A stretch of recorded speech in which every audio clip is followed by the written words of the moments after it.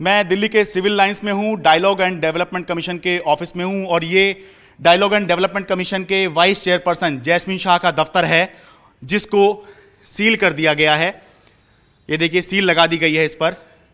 कल देर रात इसको सील कर दिया गया है और इस पर लिखा है कि entry in this room is not allowed to anyone whosoever tries to break the seal and enter the room will be prosecuted by order SDM Civil Lines. असल में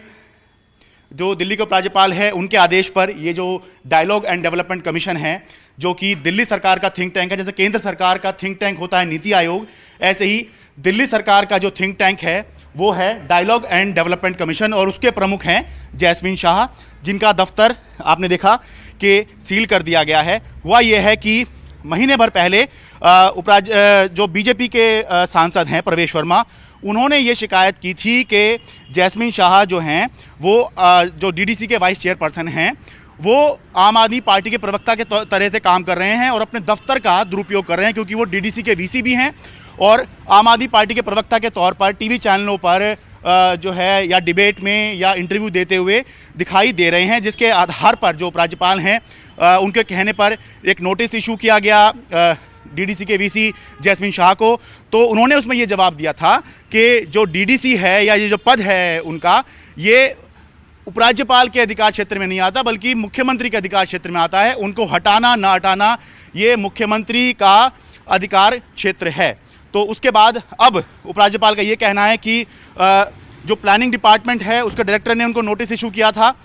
लेकिन उन्होंने जवाब नहीं दिया, जिसके बाद उपराज्यपाल की तरफ से मुख्यमंत्री को भी इस बारे में कहा गया, लेकिन उन्होंने भी इस पर जवाब नहीं दिया। तो अब जो है उपराज्यपाल ने के आदेश पर एक तो जैस्मीन शाह का ये जो दफ्तर है ये सील कर दिया गया है, साथ ही उनको मिलने वाली जितनी सुविधाएं हैं जैसे गाड़ी, जैसे कि स्टाफ, ये सारा ही तुरंत प्रभाव से जो है वापस ले लिया गया है। और उपराज्यपाल ने मुख्यमंत्री अरविंद केजरीवाल से कहा है, ये देखिए, दिल्ली संवाद एवं विकास आयोग डायलॉग एंड डेवलपमेंट कमीशन। तो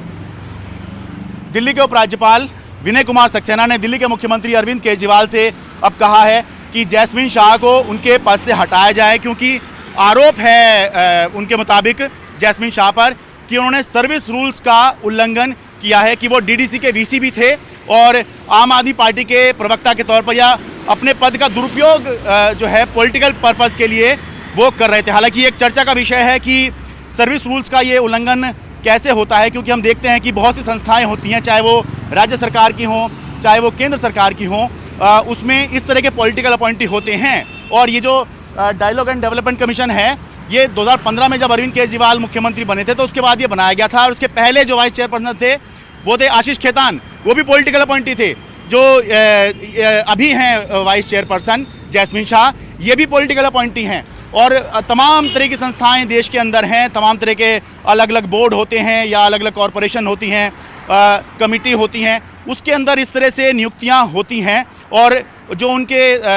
जो पदाधिकारी होते हैं, जैसे कि जैस्मीन शाह ऐसे और जो पदाधिकारी होते हैं, वो पॉलिटिकल एक्टिविटी में इन्वॉल्व रहते हैं। तो ये अभी उपराज्यपाल की तरफ से जो है कम से कम मीडिया को ठीक तरह से या बताया नहीं गया है कि किस तरह से इस मामले में सर्विस रूल्स का उल्लंघन हो रहा है। क्योंकि सर्विस रूल्स का मतलब ये होता है, जैसे अधिकारी होते हैं, जैसे आईएएस है, आईपीएस हैं या डास कैडर के हैं या डानिक्स हैं, ये सब जो हैं, या कोई भी अधिकारी कहीं नौकरी कर रहा होता है, कर्मचारी कहीं नौकरी करता है, तो सर्विस रूल्स होते हैं कि वो किस दायरे में रह के उसको काम करना होगा, मीडिया से बात कर सकता है नहीं कर सकता। तो इस मामले में अभी उपराज्यपाल की तरफ से जो है ये नहीं बताया गया है कि किस तरह से इस मामले के अंदर सर्विस रूल्स का उल्लंघन हो रहा है। लेकिन फिलहाल के लिए जैस्मीन शाह डीडीसी के वीसी का जो दफ्तर है वो सील कर दिया गया है। उनका स्टाफ और उनकी गाड़ी जो है तुरंत प्रभाव से वापस लेने के निर्देश दे दिए गए हैं।